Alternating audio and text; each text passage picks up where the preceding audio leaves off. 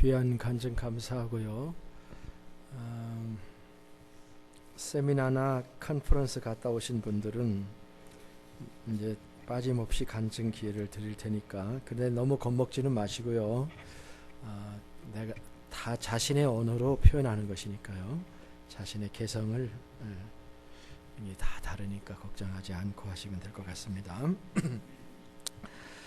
하나님의 말씀 봉독합니다. 요한복음 18장 28절로부터 40절까지 말씀입니다. 그들이 예수를 가야바에게서 관정으로 끌고 가니 새벽이라. 그들은 더럽힘을 받지 아니하고 유월절 잔치를 먹고자 하여 관정에 들어가지 아니하더라. 그러므로 빌라도가 밖으로 나가서 그들에게 말하되 너희가 무슨 일로 이 사람을 고발하느냐. 대답하여 이르되 이 사람이 행악자가 아니었더라면 우리가 당신에게 넘기지 아니하였겠나이다. 빌라도가 이르되 너희가 그를 데려다가 너희 법대로 재판하라. 유대인들이 이르되 우리에게는 사람을 죽이는 권한이 없다 하니, 이는 예수께서 자기가 어떠한 죽음으로 죽을 것을 가리켜 하신 말씀을 응하게 하려 함이러라. 이에 빌라도가 다시 관정에 들어가 예수를 불러 이르되 내가 유대인의 왕이냐. 예수께서 대답하시되 이는 내가 스스로 하는 말이냐 다른 사람들이 나에 대하여 내게 한 말이냐. 빌라도가 대답하되 내가 유대인이냐. 내 나라 사람들과 대제사장들이 너를 내게 넘겼으니 내가 무엇을 하였느냐. 예수께서 대답하시되 내 나라는 이 세상에 속한 것이 아니니라. 만일 내 나라가 이 세상에 속한 것이었더라면 내 종들이 싸워 나로 유대인들에게 넘겨지지 않게 하였으리라. 이제 내 나라는 여기에 속한 것이 아니니라. 빌라도가 이르되 그러면 내가 왕이 아니냐. 예수께서 대답하시되 내 말과 같이 내가 왕이니라. 내가 이를 위하여 태어났으며 이를 위하여 세상에 왔나니 곧 진리에 대하여 증언하려 함이로라. 무릇 진리에 속한 자는 내 음성을 듣느니라 하신대. 빌라도가 이르되 진리가 무엇이냐 하더라. 이 말을 하고 다시 유대인들에게로 나아가서 이르되 나는 그에게서 아무 죄도 찾지 못하였노라.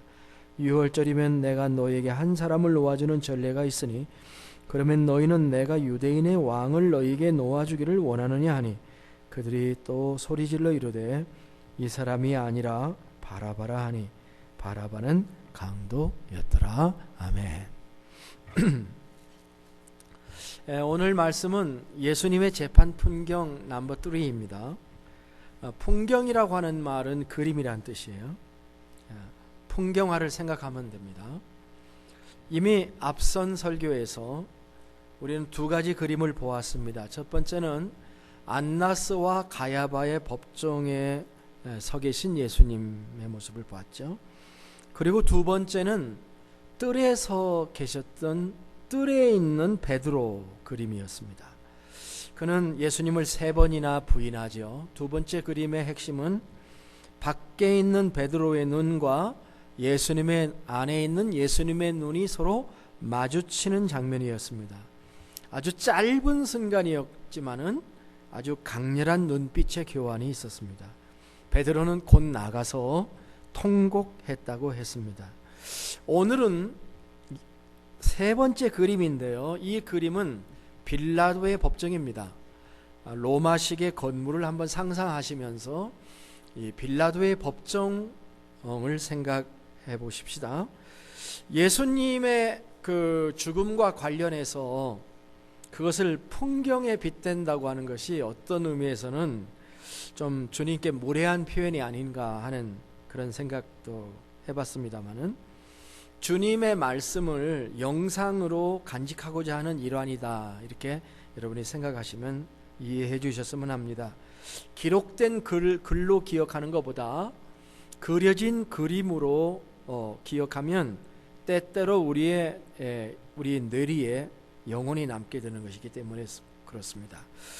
지난 시간처럼 오늘 그림도 안과 밖이 있습니다.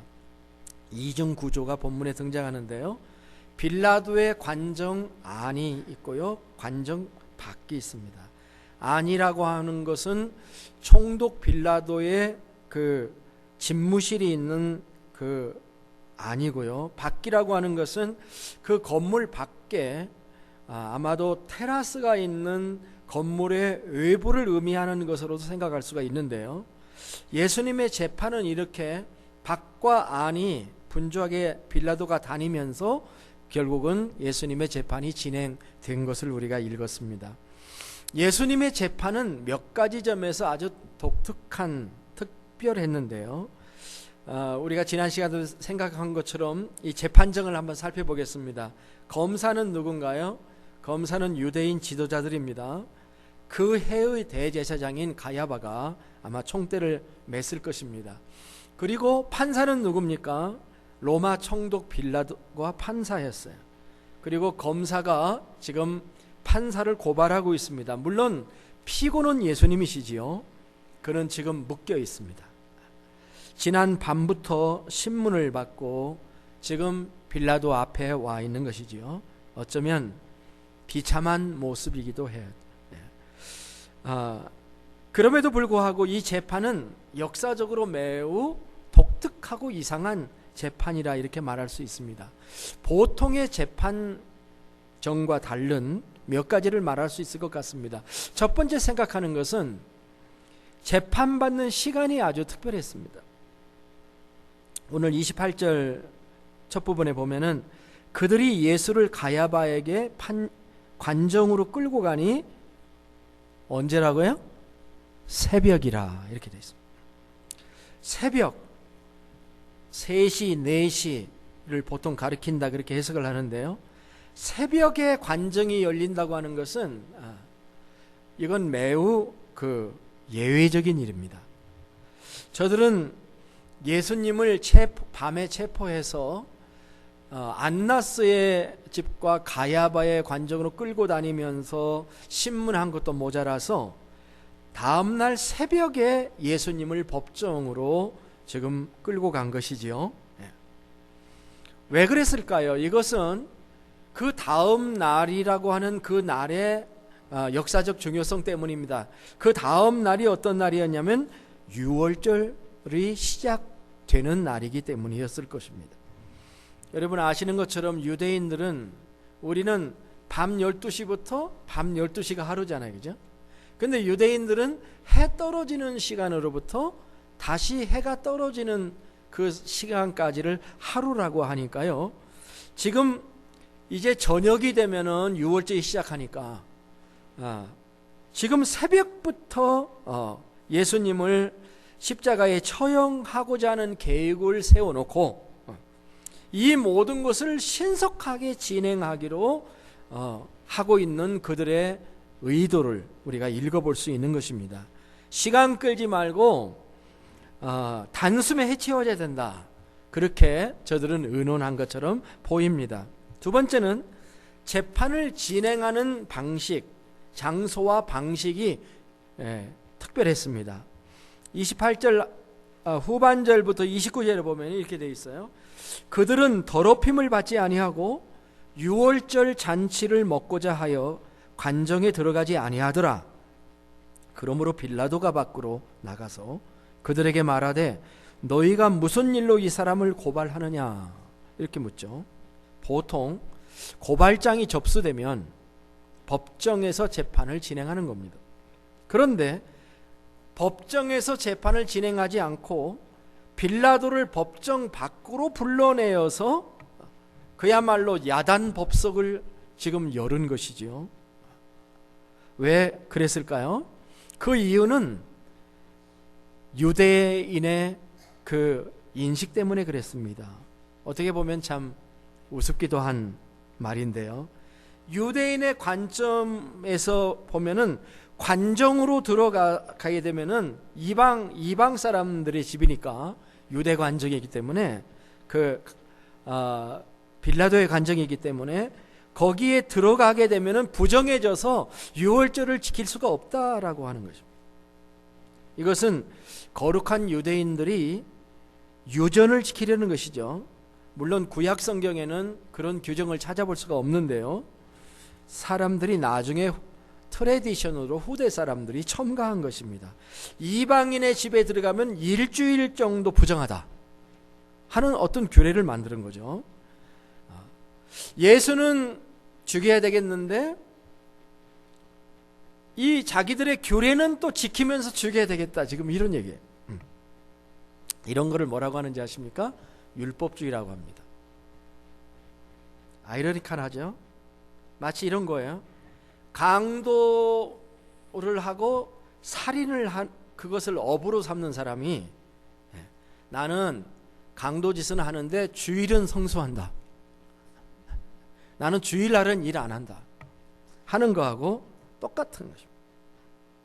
이런 분위기에서 유대인들의 송사를 받아들인 가야바가 오히려 유대인들보다 더 포용성이 있는 것 같아 보여요. 그는 이른 아침이지만 나가서 그들의 고발을 접수하고 있습니다. 밖으로 나가 그를 만나주면서 너희가 무슨 일로 이 사람을 고발하느냐? 그러자 유대인들이 이 예수는 악을 행한 사람 행악자라, 그리고 죽여야 된다라고 이야기를 하고 있는 것입니다. 세 번째, 이 재판은 총독 빌라도가 예수님을 살리려고 애쓰는 아주 특이한 재판입니다. 그는 예수님을 관정 안으로 불러들입니다. 그리고 신문합니다. 33절부터 38절까지 6절에 걸쳐서 예수님과 빌라도가 대화를 나누고 있습니다. 그리고는 밖으로 빌라도가 나오더니 이렇게 얘기합니다. 나는 그에게서 아무 죄도 찾지 못하였노라. 이것은 어떻게 보면은 빌라도가 예수님을 만나보고 나서 내린 판결과 같은 거예요. 그죠? 나는 그에게 아무 죄도 찾지 못하였노라. 그는 무죄다라고 하는 일종의 선언인데요. 그런데 무리들이요, 그것을 받아들이지를 않아요. 어쩌면 이것은 빌라도가 지금 모인 무리를 전혀 제대로 파악하지 못했다는 증거이기도 하다. 예수가 유대 종교 지도자들에게 얼마나 미움을 많이 받아서 죽이기로 이미 결심했는지에 대한 이해가 빌라도에게 부족했던 것이 아닌가 생각해 볼 수가 있어요. 왜냐하면 빌라도가 그들에게 이렇게 얘기하죠. 6월절이면 내가 너희에게 한 사람을 놓아주는 전례가 있는데 예수를 놓아주면 되겠느냐. 지금 그 얘기죠. 근데 그들이 큰 소리를 지르면서 이 사람이 아니라 바라바입니다. 근데 그 바라바가 강도였더라. 그렇게 기록을 하고 있습니다. 전혀 사항 파악이 안 된 거죠. 오히려 빌라도의 이 말이 기름을 부었어요. 기름을 불에다가. 그래가지고 사람들이 바라바 바라바 바라바 하면서 이 바라바를 살리고 예수를 죽여야 된다라고 외치기 시작하자 빌라도가 정신이 바짝 들은 거죠. 자, 정리하자면 예수님의 재판은 뭔가 이상하고 비정상적인 그런 재판이었다. 불의한 재판이었다라는 것입니다. 당시 유대법은 로마법과 함께 굉장히 공정한 법이었어요. 예를 들면 이런 거예요. 극형에 해당하는 죄를 재판할 경우, 재판하고 심리하는 경우, 그리고 종결하는 일은 낮에만 해야 한다. 이런 법이 있었습니다. 또 극형이 선고될 수 있는 사건은 안식일 전날이나 축제 전날에는 열 수 없다. 또 극형이 선고될 수 있는 사건의 경우 무죄 판결이 내려지면 당일에 그 재판을 종결할 수 있지만 만일 유죄 판결이 내려지면 이튿날이 되어야 종결할 수 있다. 그리고 그때 판결을 선고하고 선고대로 집행을 했습니다. 자, 그러니까 예수님의 이 빌라도 재판은 그 전날 밤에 안나스와 가야바와 빌라도 다 마찬가지인데 이 모든 재판은 이런 모든 것들이 무시된 재판이었어요. 제대로 된 재판이 아니라는 것입니다. 삐뚤어지고 잘못된 재판이 진행되었다는 것입니다. 그러나 말입니다. 이렇게 불의한 재판이었다 할지라도 성경은 이렇게 기록하고 있습니다. 이는 예수께서 자기가 어떠한 죽음으로 죽을 것을 가리켜 하신 말씀을 응하게 하려 하심이라. 32절 말씀입니다.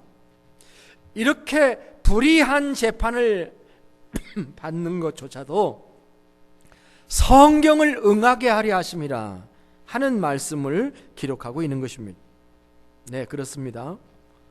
우리는 믿어야 합니다. 모든 불의도 결국은 하나님의 의를 이루는 것이라고 하는 것. 그것이 하나님이 일하시는 방법이에요. 그것이 이 세상의 악에 대한 그리스도인의 이해입니다. 우리는 이 세상에 악한 일을 만날 때 좌절하기 쉽습니다. 성경의 수많은 의인들도 좌절했어요. 시편 37편에 보면은 악을 행하는 자들 때문에 불평하지 말며 불의를 행하는 자들을 시기하지 말지어다. 그들은 풀과 같이 속히 배임을 당할 것이며 푸른 채소같이 세잔할 것이로다. 오히려 불평하지 말고 여호와를 의뢰하고 선을 행하라. 땅에 머무는 동안 그의 성실을 먹을거리로 삼을지어다. 의인은 불의한 일을 당할 때에도 성실하며 믿음으로 살고 믿음으로 죽는 길을 걸어가는 것입니다. 우리는 이 빌라도의 재판 풍경의 핵심적인 것이 뭐냐면 예수님과 빌라도의 대화입니다. 자신의 법정에서 빌라도는 예수님을 신문하는데요, 예수님은 단순하게 대답하는 데 그치지 않고 빌라도 앞에 당당하게 나타나십니다. 오히려 예수님이 대화를 주도하고 빌라도가 대화를 따라가면서 질문을 하는 쪽으로 누가 신문하는 사람인지 헷갈릴 정도로 주체가 바뀌기도 해요. 정치가이고 군인인 이 빌라도는 예수님을 감당하기 어려운 상대를 만난 것이면 틀림이 없죠. 그래서 오늘 본문에 빌라도가 4번의 질문을 예수님에게 하는 것이 등장합니다. 첫 번째 질문이 뭡니까? 내가 유대인의 왕이냐 하는 질문입니다. 이 질문은 유대인들이 고발을 한 고발의 내용에 대한 확인이라고 말할 수가 있겠습니다. 누가복음 23장에 보니까 유대인들이 예수님을 고발할 때 누가복음에는 좀 더 자세히 나왔는데 이렇게 고백을 하고 있습니다. 23장 2절인가에 보면은 우리가 이 사람을 보매 우리 백성을 미혹하고 가이사에게 세금 바치는 것을 금하고 자칭 왕 그리스도라 하더라. 자, 여기서 유대인들이 예수님을 고발할 때 3가지 제목을 언급했는데 첫 번째 죄가 미혹하는 사람이다, 미혹자라고 얘기를 했고, 두 번째는 가이사에게 세금을 바치는 것을 반대하는 반사회주의자, 반제국주의자다라고 고발을 합니다. 그리고 세 번째는 자칭 왕인 그리스도다, 그렇게 고발을 한 것입니다. 아마 이 3가지 고발 내용 중에서 빌라도의 귀에 가장 바로 들어오는 것이 마지막 왕이라는 단어였음에 틀림이 없습니다. 당시 예루살렘에는 왕이 있었잖아요. 헤롯이라는 왕이 이미 존재하고 있었던 것이죠. 그런데 이렇게 제목을 갖다 붙인 것은 자칭 왕이라고 한 사람을 살려둬서는 안 되겠다는 건데, 이것이야말로 유대인들이 빌라도를 어떻게 다루어야 빌라도가 자기들이 원하는 대로 결정을 해줄 건가 하는 것을 이미 꿰뚫어 보고 있기 때문에 그렇게 얘기를 한 것입니다. 그런데 네가 유대인의 왕이냐라고 질문을 했더니 예수님이 대답을 하신 게 굉장히 의외의 대답을 하셨어요. 뭐라고 대답을 하셨습니까? 그는 빌라도에게 되물었습니다. 뭐라고 했습니까? 34절에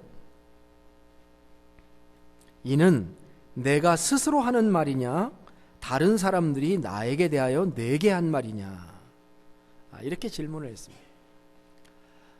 이런 질문들은 아무나 이렇게 할 수 있는 것이 아닙니다. 주님은 신문 받는 자리에서도 매우 어미를 가지고 계신 주님이셨습니다. 오히려 예수님은 이 상황을 통해서 뭔가를 빌라도에게 심고자 하는 의도를 보여주십니다. 당신이 나를 왕으로 생각하기 때문에 질문하는 것이요? 아니면 다른 사람들이 그렇게 이야기하기 때문에 질문하는 겁니까? 당신 의견은 어떤데요? 저는 이것이 예수님이 빌라도에게 갖는 개인적인 관심을 보인 것으로 보인다는 거예요. 예상 밖의 질문을 받은 거죠. 이 질문을 받자 빌라도가 불끈했습니다. 내가 유대인이냐? 그렇게 대답을 한 거죠. 자, 첫째는 내가 유대인의 왕이냐라고 질문을 했습니다. 두 번째 질문이 뭐냐면 35절에 나오는 대로 한번 따라서 할까요? 내가 무엇을 하였느냐? 여러분이 오늘은 빌라도가 좀 돼보세요. 첫째는 뭐였죠? 네가 유대인의 왕이냐? 두 번째는 내가 무엇을 하였느냐? 이렇게 질문했습니다. 왜 네 나라 사람들이 대제사장들이 너를 내게로 넘겼느냐? 무슨 잘못을 했느냐? 그때 주님이 대답을 이렇게 하십니다. 내 나라는 세 번 내 나라 내 나라 내 나라 그러거든요. 내 나라는 이 세상에 속한 것이 아니니라. 만일 내 나라가 이 세상에 속하였더라면 내 종들이 싸워 나를 유대인에게 넘기지 않게 하였으리라. 이제 내 나라는 여기 속한 것이 아니니라. 어떻게 보면 이것은 첫 번째 질문과 두 번째 질문에 대한 대답이 되겠습니다. 내가 왕이 맞다. 그러나 내 나라는 사람들이 생각하는 것처럼 이 땅의 혁명을 위해서 반정부 운동을 하는 그런 나라가 아니고 내 나라는 이 땅에 속해지지 않았다는 거예요. 만일 내 나라가 이 땅에 속했다면 내 종들이 싸워서 나를 지켰겠지. 그러나 그렇게 하지 않은 것 자체가 내가 이 세속 권력을 추구하는 나라를 추구하는 사람이 아니고 다른 세계의 나라를 추구하는 왕이다. 이렇게 대답을 하신 거예요. 그러자 빌라도가 세 번째 질문합니다. 세 번째 질문이 뭐냐면 그러면 네가 왕이 아니냐? 이렇게 빌라도가 질문을 합니다. 해볼까요? 그러면 내가 왕이 아니냐? 아닌 거냐? 왕이냐 아니냐? 지금 헷갈리고 있는 거죠. 그럼 네가 왕이냐 아니냐? 아니냐? 이 세 번째 질문은 빌라도의 정신세계를 이해하기에 아주 적합한 질문입니다. 그는 이 세상의 나라가 아닌 초월적인 다른 나라를 충분하게 이해하지 못하고 있습니다. 그는 현실 세계가 아닌 다른 세계가 있다고 하는 사실을 받아들이기가 쉽지 않았어요. 그래서 그러면 내가 왕이 아니냐라고 대답을 하십니다. 그랬더니 예수님이 뭐라고 대답하시냐면 네 말과 같이 내가 왕이니라. 내가 이를 위해서 왔고 내가 이를 위해서 태어났고 이를 위해 왔고 곧 진리에 대하여 증언하려 함이로다. 무릇 진리에 속한 자는 내 음성을 듣느니라 라고 대답합니다. 예수님은 분명히 자신이 왕이다라고 선포를 하셨습니다. 그리고 그것이 자신이 세상에 온 목적이라고 말했습니다. 그리고 그의 나라는 그 특성이 진리의 나라라는 것입니다. 진리의 나라. 그리고 이 진리의 나라는 진리에 속한 자가 들어가는 나라고 진리에 속한 자가 알아들을 수 있는 그런 나라라고 말씀하십니다. 그랬더니 빌라도가 네 번째 마지막 질문을 합니다. 진리가 무엇이냐 하는 질문을 합니다. 이 마지막 이 빌라도의 이 질문은 굉장히 중요한 질문입니다. 진리가 무엇이냐 하는. 그런데 대화가 여기서 끝납니다. 진리가 무엇이냐라고 질문한 다음에 아마도 빌라도가 바로 밖으로 나간 것 같습니다. 예수님의 답변을 들을 시간도 없이 나갔는데요. 왜냐하면 이런 상황입니다. 지금 법정에서 진리를 서로 토론하기는 참 그런 자리예요. 사실 그런 자리이고 어려웠을 거예요. 지금 상황이 저쪽 관정 밖에는 유대인들이 서 있습니다. 유대인들에게 무언가 대답을 지금 해줘야 하는 상황이고요. 마음이 급한 것이에요. 모든 것이 다 자기의 주관 아래에 있는 것입니다. 밖에서는 예수를 고소하고 있고요. 사형 언도를 해달라고 조르고 있습니다. 그런데 자신의 판단은 예수님이 무죄입니다. 자기가 관할하고 있는 백성의 지도자들이 예수님을 죽이기를 원하고 있다는 사실에 지금 직면해 있는 것입니다. 식민지의 질서와 안녕을, 치안을 유지해서 조용하고 평안하게 만드는 것이 총독의 사명이에요. 그런데 지금 참 어렵습니다. 아마 빌라도가 상당히 갈등을 하고 있는 거죠. 정치라고 하는 게 말입니다. 제가 본 정치는 옳으냐 그르냐를 말하지만 겉으로는 옳으냐 그르냐를 말하는데 속으로는 자기의 자리를 유지하는 것이 최대 목표라고 하는 것을 모르는 사람이 없어요. 겉으로는 다 명분을 내세워요. 그렇지만 자기가 빠진 명분은 실리가 없다라고 생각을 해요. 자신이 자업을 잃게 되면, 실직을 하게 되면 모든 것을 잃는다는 것을 빌라도가 잘 알고 있습니다. 먹고 사는 것, 자기의 자리를 유지하는 것이 진리의 문제보다 앞서는 것이 세상이에요. 그래서 빌라도는 진리가 무엇이냐라는 질문만 던지고 나가는 거예요. 이것은 상당히 큰 명제입니다. 진리가 무엇이냐. 오늘날 수많은 철학이나 사상들이 다 이 범위 안에 들어와 있습니다.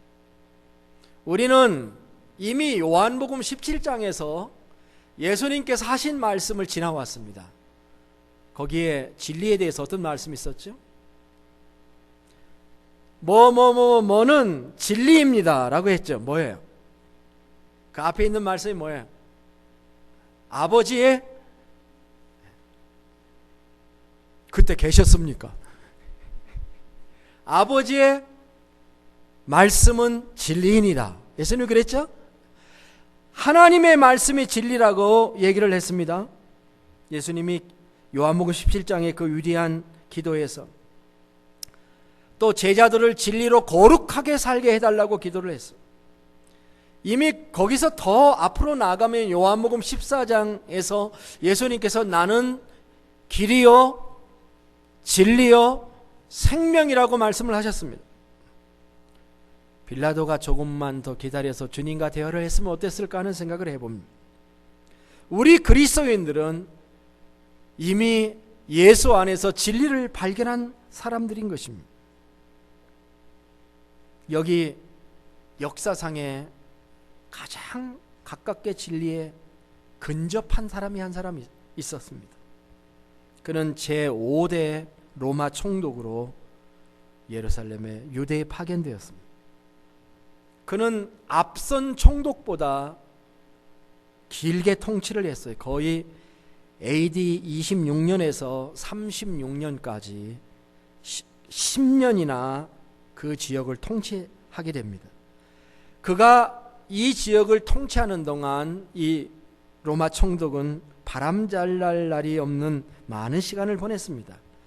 유대인이 반대를 많이 해서 상부에 다른 보고가 올라가서 상부의 제재들을 여러 번 받았습니다. 누가복음 13장 1절에 보니까 빌라도가 어떤 갈릴리 사람들의 피를 그들의 제물에 섞은 일에 대하여 라는 사건이 기록되어 있습니다. 갈릴리 사람들의 피를 빌라도가 흘렸어요. 갈릴리 사람을 좀 죽였는데 그것이 이 빌라도의 치명적인 실수였습니다. 그 일로 인해서 그는 황제에게 소환을 받게 됩니다. 그리고 그의 직업 외교관의 군인의 생애가 맞춰지게 됩니다. 그에 대한 기록이 남아 있는데 AD 4세기의 기독교 역사가인 유세비우스라고 하는 사람이 쓴 글에 보면은 빌라도는 그 후에 자살을 했다라고는 기록이 남아져 있습니다. 저는 예수님과 빌라도의 대화를 보면서 우리는 전도자이신 예수님의 모습을 볼 수 있다, 이런 생각을 해요. 빌라도는 진리의 본체가 되시는 예수님을 만나보고도 그 진리를 얻지를 못했습니다. 주님은 빌라도의 신앙에 대해서 관심을 가졌습니다. 예수님은 네가 유대인의 왕이냐라고 묻는 빌라도에게 그것은 네가 말하는 것이냐 하고 물으셨습니다. 그리고 그러면 네가 왕이 아니냐라고 물을 때에도 네가 말한 것처럼 내가 왕이니라 이렇게 대답을 했습니다. 이런 말의 꼬리를 다름으로 무언가 계속 시도하고 계신 모습을 볼 수 있다는 거죠. 그것은 마치 사도행전 26장에서 바울이 아그리빠 왕에게 말하는 것과 같아 보여요. 아그리빠 왕이여, 선지자를 믿으시나이까 믿으시는 줄 아나이다. 말이 적으나 많으나 당신뿐 아니라 오늘 내 말을 듣는 모든 사람도 다 이렇게 결박한 것 외에는 나와 같이 되기를 하나님께 원하나이다 라고 바울이 말한 것과 비슷하다라고 볼 수가 있습니다. 오늘 말씀을 맺으면서 몇 가지 점검을 하는 질문을 하고 싶습니다.